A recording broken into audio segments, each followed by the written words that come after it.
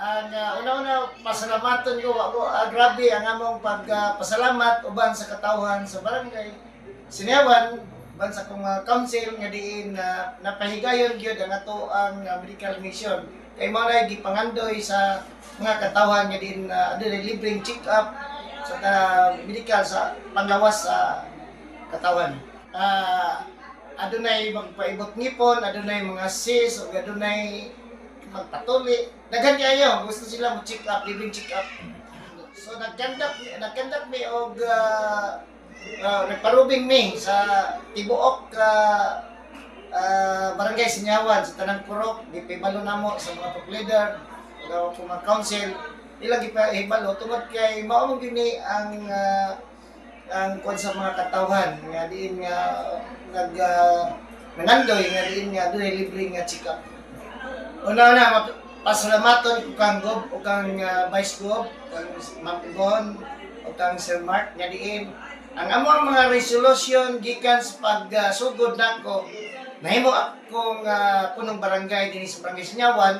Tanang resolution wala gyud puro granted no kani na implement ang among gym renovation, among relocation amo nag-gather nami sa mga training orientation og napagyud may mga ongoing mga portable water sa location og renovation sa aning barangay hall og gitagan mig rescue daghan pa nga kuan nga wala gidigo pinangga kay mi dinhi sa barangay Sinyawan ni Gob. No, salamat gid ko kang Gob ug kang Sir Mark. Usbon ako daghan king salamat sa atong provincial governor ng Ibon Rene Cagas o sa atong vice governor Mark Cagas na ang mga request ilabi na sa medical mission so na tigamtaman gyud sa katawhan sa barangay Sinyawan. Ako dapat kayo salamat kay Madam Ibon, Gobernador Madam Ibon Rene Cagas kay Sir Mark atong Vice Governor kay Hagunoy, di ko lang niya malimtan sa una pa halos kanang barangay diri sa Hagunoy balikan ko medical mission kakuan tabang sa muang constituent diri sa mga tao mahal biya karon ang magpa-check up mga tambal pero kana libre ka nang gihatag sa provincial government pinaagi kay Madam Ibon ug kang Sir Mark daghan jud kayo salamat sa provincial government. I love Davao del Sur. Pinaagi sa programa sa probinsya kung sa magsugod sa atong medical, ato usang pasalamatan atong medical team na nagkaroon kayo. Of course, ato kong pasalamatan na mga barangay na mangayo o request regarding kung magpaganda ng medical sa 232 barangay sa whole province sa Davao del Sur. Ang atong program manager may na itong pasalamatan si program manager Ms. Roxanne Bonsai. Atong pagpakan. And of course, ato mga doktor, ato pasalamatan sa mga sud na pagpak. And ang atong hipon nato sa mga surgery, malain, ang ato ang doktor na nakalagpiling, Dr. Elpidio Monata Jr. And of course, pinagi sa servisyo, why nagagandang medical para sa tao, liguyan po nato ako ang provincial Abicariari. Nihatag ko na sa libre ko na servisyo para sa inyong mga hayop nga sa inyong mga panimalay. Doon na tayo rewarding pagpurga sa mga baka, hindi kabayo, bawal, manok, dansang, pato, babi, umang pa na klase sa inyong hayop sa inyong panimalay.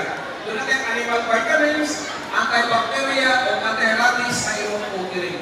Okay? And of course, ato tayo libre ka massage. So, skupo, kining programa sa atong probinsya, nagiging isugdan pa sa panahon ng buhay President Governor Dr. Cagas. Sugdan pa sa una kanunay na nag-aanto sa mga simana na ikuha ang ulo kapital na among ginanto sa katibukan Davao del Sur. Kining medical mission atong panila na nanulong na matong pasabuan na ang medical na nanong pinagsabalang noong mali ang mga isyu sa kadagadagang isyu. Pero ano na guna-una kaya ang tuyo ng servisyo para sa katawan. Gani ang isay sa itong gobernadora sa kadagadagan niyo makita niyo sa Facebook. Makita niyo sa mga balikat sa mga media kasi kung sa lahat ng mga negative.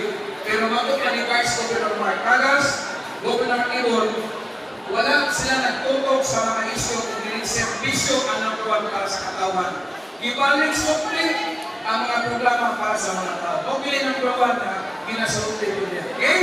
So, pinagi sa servisyo, hinahinay ka sa paglinya niya, sa pagkuha sa mga form para sa mga pasyente na yung sa doktor.